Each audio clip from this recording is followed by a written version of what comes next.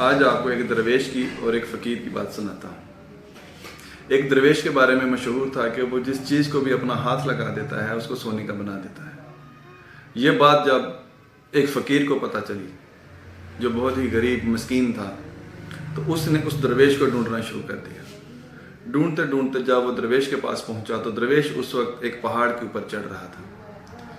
दरवेश ने पीछे महसूस किया कि मेरे पीछे कोई चीज़ आ रही है। दरवेश ने जब पीछे देखा तो वो इंसान, वो जो ढूंढ रहा था उसको, वो उसके पीछे खड़ा था। दरवेश ने उससे पूछा कि बंदा खुदा मेरे पीछे क्यों आ रहे हो? उसने कहा कि ऐ दरवेश, मैं बड़ी दूर से तुम्हें ढूंढ रहा था और आज आपके पास पहुंचा हूँ। मेरा मसला ये है कि गुर्बत मुफलसी ने मेरे बच्चों का पेट जो है उनकी कमर तक लगा दिया है, तो कुछ ऐसा सबब पैदा कर दे मेरे लिए कि मेरी ज़िंदगी जो है वो आसान हो जाए।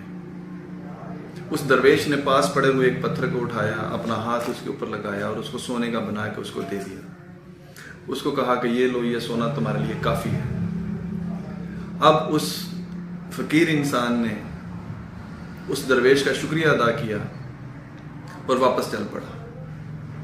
दरवेश आगे की तरफ चला गया। थोड़ी देर बाद उस दरवेश ने महसूस किया कि मेरे पीछे फिर कोई चीज़ आ रही है। जब उसने दोबारा मुड़कर देखा तो वही फ़कीर जो था वो पीछे खड़ा था और अपने दांत निकाल रहा था। दरवेश ने पूछा, क्या बंदा खुदा, अब क्या हुआ? उसने कहा कि ऐ दरवेश, मैं वापस जाते हुए ये सोच रहा था कि ये जो पत्थर आपने मुझे सोने का बना के दिया है, इसको मैं जाके बाजार में बेचूंगा और मुझे कितने पैसे मिलेंगे। अब मैंने उन पैसों का हिसाब लगाया तो मैंने ये महसूस किया कि ये तो बहुत कम है, लेकिन चूंकि मेरा ख़ानदान भी है, मेरे बीवी, मेरे बच्चे हैं, तो मैं ज़्यादा देर सरवाइव नहीं कर सकूंगा। तो अगर आप मेहरबानी करें, आपका क्या जाना है, आपने तो सिर्फ एक हाथ लगाना है और वो चीज़ सोने की बन जानी है, तो मुझे ज़्यादा सोना बना दें। दरवेश ने कहा ठीक है। उसने पास पड़े हुए एक बड़े पत्थर के ऊपर अपना हाथ रखा और उस पत्थर को सोने का बना दिया। अब उसने, उस फ़कीर ने उस पत्थर को उठाया और वापसी की तरफ चल पड़ा।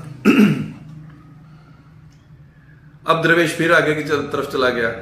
थोड़ी देर बाद दरवेश ने दोबारा महसूस किया कि मेरे पीछे कोई बंदा आ रहा है।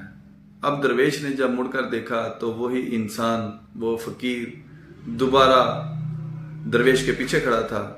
दरवेश ने पूछा कि अब क्या हुआ? तो उसने नहायत ही शर्मिंदगी के साथ उस दरवेश से कहा कि ऐ दरवेश, मैं बहुत शर्मिंदा हूँ, लेकिन क्या करूँ, मेरा अब घर जाने को दिल नहीं कर रहा।